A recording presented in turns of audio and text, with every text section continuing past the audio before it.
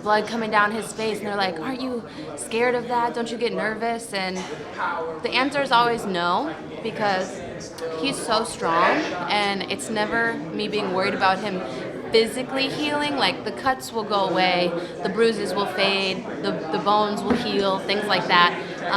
It's usually a mental thing.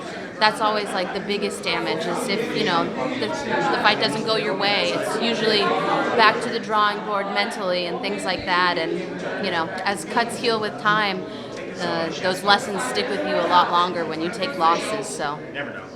And in those moments when maybe he lost, you are a big part of his life.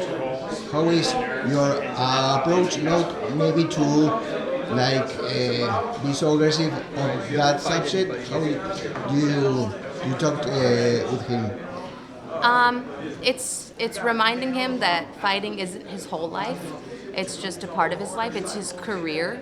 For a long time, for his whole life, he thought fighting was his whole life, and then realized that he has a life outside of that.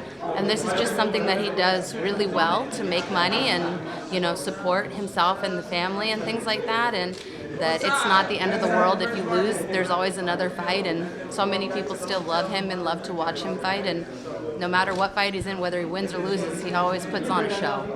Okay. And when is the date? When? September 7th. September 7th, okay. Yes. So, and he's not fighting on that month period or something like that? I had to wait and plan a wedding in 2 months because we had to wait for him to get this fight.